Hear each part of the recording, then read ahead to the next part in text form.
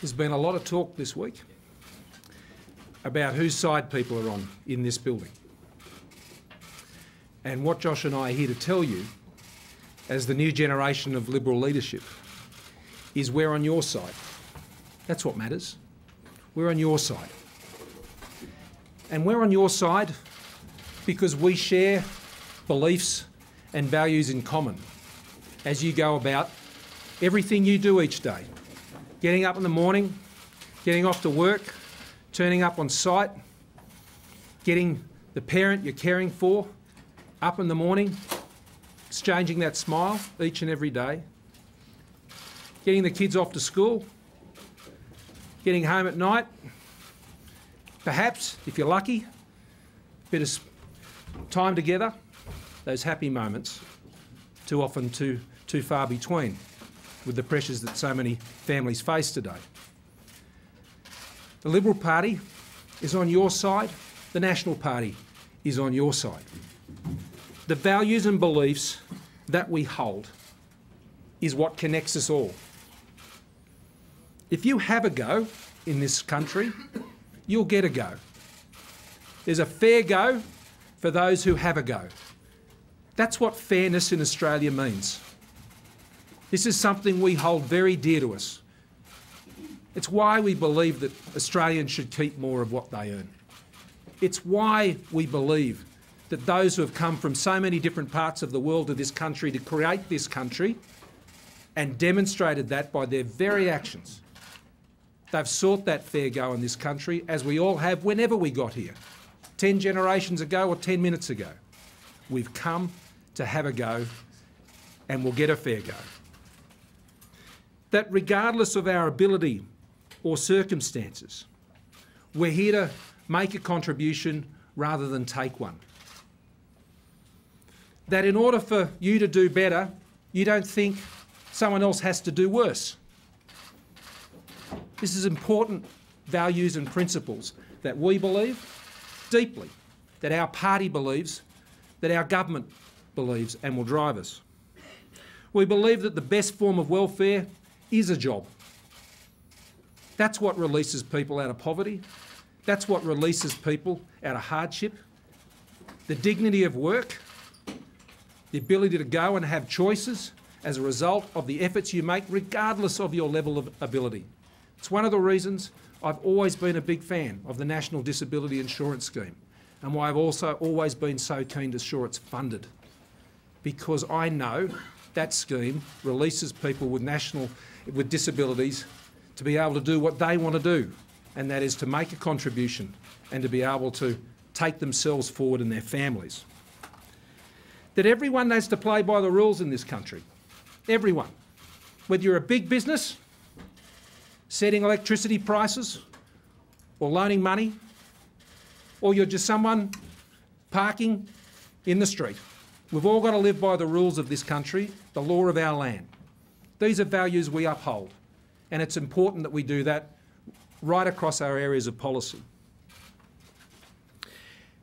And that we believe that we should decide our own future as individuals, as families, as communities, and of course as a nation. We all want to be able to make our own choices in life. Whether it's about who comes to our country, as John Howard famously said, or what school you want your kids to go to, or what team they want to follow. I suggest the Sharks, but that is not going to be a matter of national policy, I assure you. Or Victorians. Particularly for Victorians. We believe in choice. And because of that, it means we can believe in our future. We're an optimistic, we're a passionate, and we are an ambitious people, full of aspiration for ourselves, for our families, and of course for our great nation, for all of us. That's what we believe as Liberals. Our plan, my plan for this country, is for an even stronger Australia. To keep our economy strong, to guarantee the essentials that Australians rely on. To keep Australians safe from terrorism and all the way to bullying in our schools. To keep our country together. To not pit one group of Australians against another. to ensure that one can succeed and all can succeed, that one doesn't have to fail for another one to succeed. We have a lot of challenges as a country, and we will get through them as we always have, together. Now, our job, particularly for Josh and I, as we take forward this new mantle of leadership as a new generation, is to ensure that we not only bring our party back together, which has been bruised and battered this week, but that will enable us to ensure we bring the Parliament back together, that we can continue to work to ensure that our country stays close together. We're a resilient bunch, Australians. I mean, the fact that we have had the longest running economic success of any nation in the world today is a tribute to the resilience of the Australian people. And they need that continued leadership to take them forward, not just on the economy, but of every aspect of Australian life that we feel so proud to be a part of, and that Josh and I feel so proud to lead. So, in making those statements about the direction, let me also tell you my immediate priorities. In addition to, of course, our economic and national security, is the drought. I've already discussed this, as Josh has said, with the Leader of the National Party. This is our most urgent and pressing need right now. And I'll be meeting with Major General Day as soon as possible to review our drought response plans and to hear from him, and working with the Nationals and our regional and rural Liberal members to ensure that we do what's necessary to help our regional communities, our farmers and all those affected. We will do what is necessary and coordinate with the states and territories. That will be my first focus, but there are many others, and I can take questions on that. Before I throw to Josh, let me say a few words about today also. I want to start by thanking, and he still is, the Prime Minister, Malcolm Turnbull. I've known Malcolm for a long time, as you know. He has been a dear friend. He has served his country in a noble and professional way.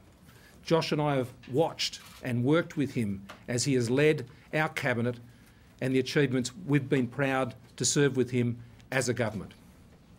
Whether it's in the economy, whether it's in all the other areas that Malcolm has outlined today at his earlier press conference, he's a great Australian who's contributed a great deal to this country, and our party and our nation will be very grateful for his contribution.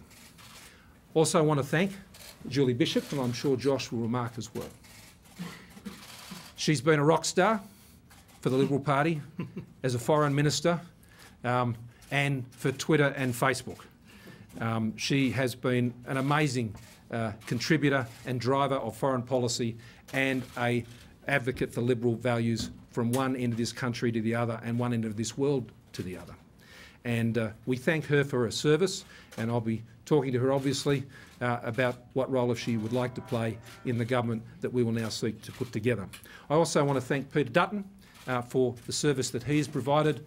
I actually recommended him for the job as Minister for Immigration and Border Protection after I left it some years ago, and he has served faithfully in that role and Home Affairs, and I look forward, if he so chooses, for him to be playing a role in the government which I intend to lead. Finally, though, I want to thank Josh. I've worked with Josh for many years. We didn't run as a ticket today. That's not how it should be, in our view. We knew that each of us needed to seek a mandate in our own right to heal our party, to bring our nation together and go forward.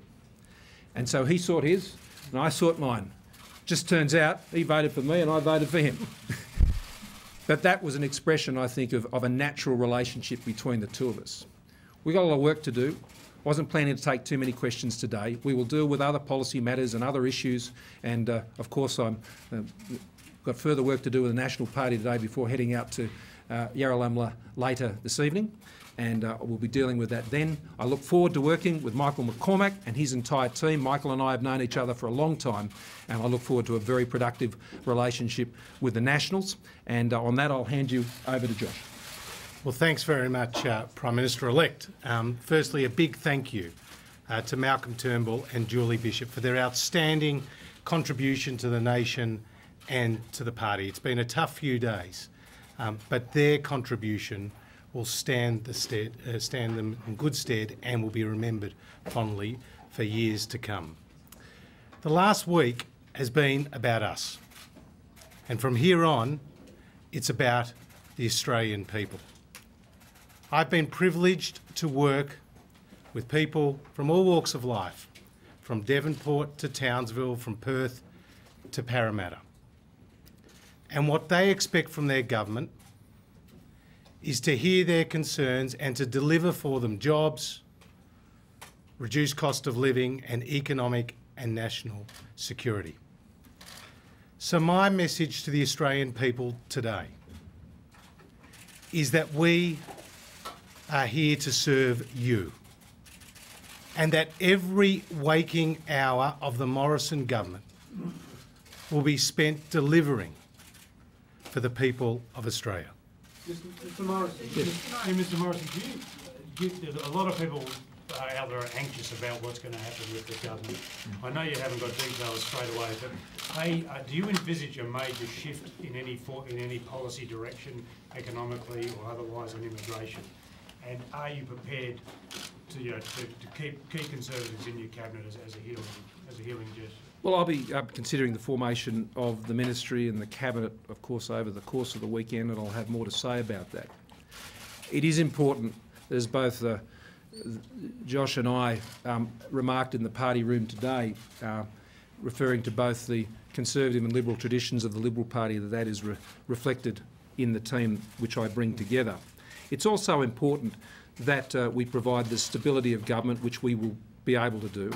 I think today what the party voted for was that stable choice moving to a new generation, and that means that we'll have a continuity, but there will be points of emphasis and direction that we'll be consulting with our cabinet on. I will run a cabinet government as like my predecessor, and I've been part of cabinet governments, and we will consult with our colleagues. We will listen to our colleagues on the backbench, on the outer ministry, those who work in the assistant ministry, and we have to work it as a team. Today our team needs to look after the events of this week and how that's impacted on them. And they've gone back to their electorates, they've gone back to their families, and they're going to listen, and they're going to bring things back to us. And where there needs to be changes, they will be made, and where there needs to be continuity, then that will be maintained. How are you going to handle the Wentworth by-election? Are you disappointed that Malcolm Turnbull's going to be depriving you of a governing majority? And are you planning on heading to an election now, or will it still be towards May next year? Once the government, and particularly Josh and I have been sworn into our respective roles, we anticipate later this evening, then we will go through the normal process of government. We intend to be governing. And we've got a lot to do as a fresh new team. So I don't think anybody should be making any plans for any elections anytime soon. The Prime Minister, as he currently is, has indicated to me at some time he would be moving away from politics, and I understand and I respect that, and I understand it fully. But those arrangements as yet have not been activated, and so I'm not making any assumptions on that point. I wish Malcolm and his family well. They will spend some time together in each other's arms, as they always are, and we will deal with those matters. But I look forward to my first electoral test as a government. I look forward to it. I relish it, and I know the beaches of Bronte pretty well, having grown up on them as a kid and played footy on the local fields, and I look forward to going back there and probably get to pop in and see Mum and Dad while I'm over there. Yeah. Treasurer, is the National Energy Guarantee, and perhaps Josh might care to answer this, that's still the government policy? Is it one of the areas you'll be looking at changing? And if this is the end of the Turnbull-Abbott era, is there any prospect of Tony Abbott joining your ministry? Look, all of these are going to matters of detail at this stage, Dennis, that I'm not going to go into, other than to say our government is going to put electricity prices down. We will put in place what we have said from the ACCC report, which is to provide the safety net on price. We will put the big stick to ensure that the big energy companies do the right thing by you, the customers, and we will ensure that we are backing in investment in new energy generation capacity. That's what we will be doing. Specific matters of policy and any changes in that area, I will consult with my new cabinet. Mr. Morrison, in your own words, why did your party remove a sitting Prime Minister today? I think the Australian public would love to know, in your own words, why your party removed a sitting Prime Minister. Well, you're looking at two people who did not do that today and who were very loyal and committed to the government that we were privileged to form part of, as we had been previously under the former government. And we will provide the stability and the unity and the direction and the purpose that the Australian people expect of us as leaders, both of our party and as of our great nation. Mr. Morrison, what are your other policy priorities apart from drought? Well, drought is the first thing I think I need to turn the attention to, but issues such as electricity prices, I mean, there is the continuation of consideration of that area. In healthcare, I am distressed by the challenge of chronic illness in this country and those who suffer from it. Affordable medicines, aged care, Medicare, small and medium-sized businesses, and to ensure that we're continuing to deliver the encouragement and support to that enterprise ethic that exists across our economy. There's some key early priorities, but it really does come back to those three things. Keeping our economy strong, keeping Australians safe, and keeping Australians together. Okay, last question. Funding for non-government schools? Well, there are some outstanding issues from the previous government that we will continue to resolve and work through. And on that note, I think it's other things we've got to get to. We're forming a government. The work of government continues. I want to assure all Australians that those normal wheels are turning. We'll be swearing in the new government next week in terms of the ministry. And as I said, Josh and I in our respective roles. As the Treasurer, I wish him well with that task. It's a tough one, mate, I can assure you. Big shoes to fill. And I know you'll do a great job in it, and I look forward to working with you all in the future. Thank you all very much.